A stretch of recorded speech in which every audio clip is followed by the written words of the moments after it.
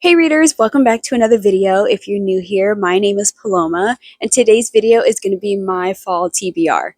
Fall is coming up soon, which one, I can't believe, and two, is almost funny because I live in South Florida, so fall just means it's not boiling hot anymore, now it's just warm. So sometimes picking out these books for my fall TBR, it's not going to be as like cozy and comfy as I would like them to be because it's not matching the weather outside. And then we also have hurricane season, so it's wet, it's dreary, but still warm with mosquitoes. So again, not really fall-ish, but you know what? Whatever. I'm really excited about the books that I chose for my fall TBR. I do think, despite the weather not matching up with the books, I do think the vibes that they bring is very fall-esque. So the first book is Sense and Sensibility by Jane Austen. I haven't read Jane Austen in maybe a couple of years. It's been a while, so I want to get back into the world of it, and I think Sense and Sensibility is a great place to start. I actually started it maybe a couple months ago and just did not finish it, so I'm going to muscle through and finish it this time around. Then we have The Murders in the Rue Morgue and Other Stories by Edgar Allan Poe. This features the fall of the House of Usher as well as the Cask of Amontillado. I read the Cask of Amontillado in high school and I loved it so much. I read it even after the assignment was over. So I'm very, very excited to see what the other short stories bring.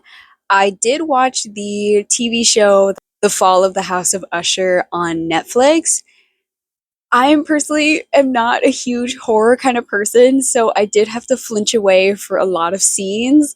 But other than that, very, very well done. I really like Mike Flanagan. I would recommend his TV show Midnight Mass. I thought that was really great, and I might rewatch it again in October just to get that like ooky spooky vibe. Then we have Lust and Caution by Eileen Chang. My dad saw that this was made into a movie on Apple TV, found out that it was a book, bought the book, gave it to me, and was like, "You should read this book so that you can tell me if the book is better than the movie."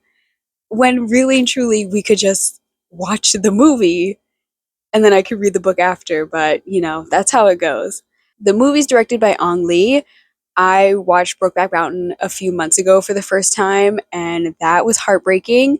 So I'm sure this is going to be just as heartbreaking as well because it is in the midst of the Japanese occupation of China and Hong Kong. Two main characters become embroiled in the complicated politics of wartime and in a mutual attraction that may be more than what they expected.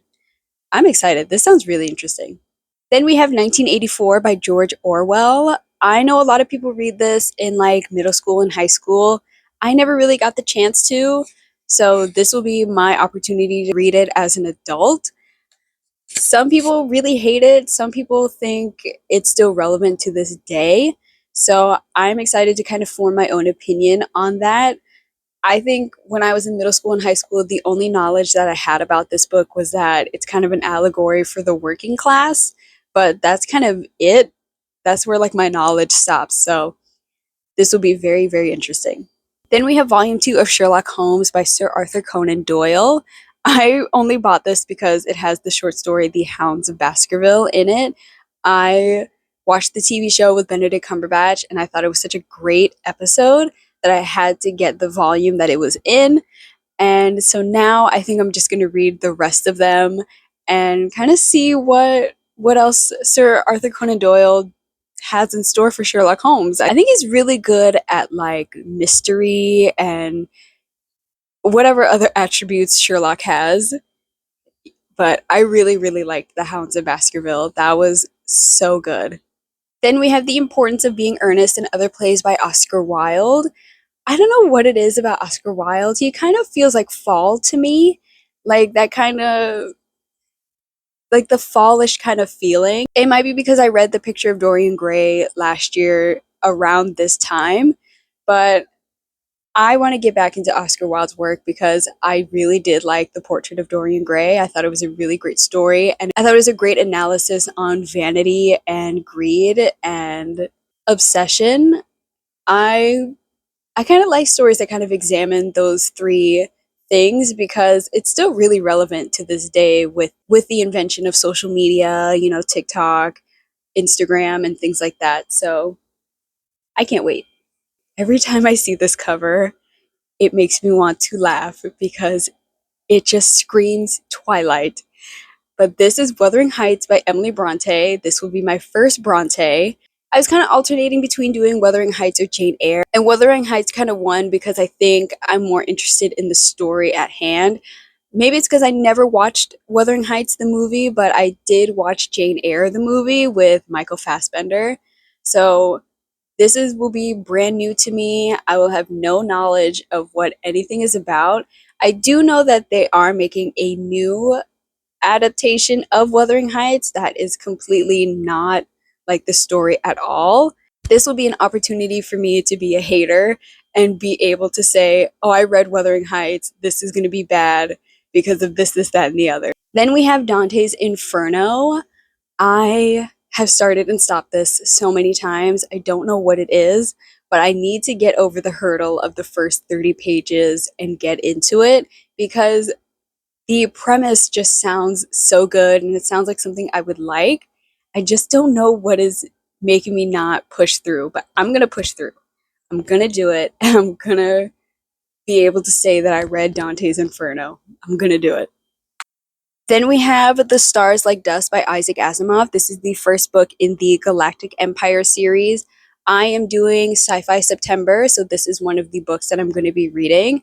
This will be my second Asimov novel. I have read Nemesis by him, and I never finished Foundation, but I got a good way into it. I think I stopped at around 50. I think Asimov is very good at concepts and, the world building. I just don't know if he's really good at characterization and personal relationships, but I'm going to try Asimov again and see if I like it. So we'll see. The other books that I'm going to be reading for Sci-Fi September, if I can get them from the library, is Parable of the Sower by Octavia Butler, as well as Frankenstein by Mary Shelley. And then lastly, we have Miami Noir. These are the classics. I picked this up because Zora Neale Hurston and Marjorie Stoneman Douglas have short stories in this. I read Zora Neale Hurston's short story collection, Hitting a Straight Lick with a Crooked Stick, earlier this year, and I really, really loved it. So I want to read another short story by her.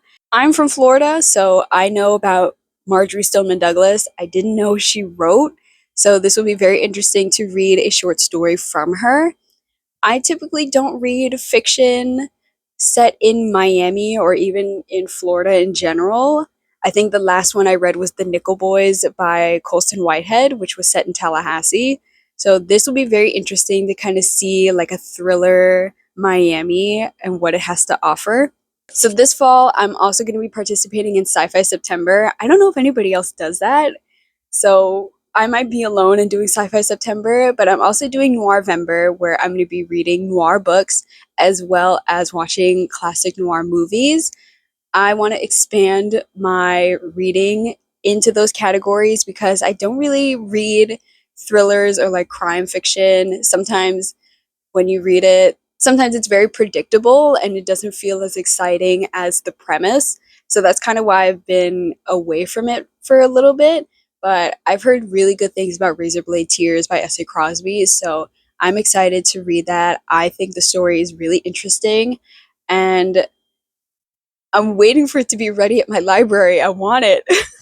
But I might hold off on it until November because the library won't let me hold on to it for so long. So I think fall is going to be a really great month for reading. I really, really hope it is because I struggled in the month of August. The month's not even over, and I already knew that I struggled throughout this. I'm praying that fall is going to be better. So those are all the books that are going to be on my fall TBR. I hope you enjoyed the video, and I hope to see you in the next one. Bye!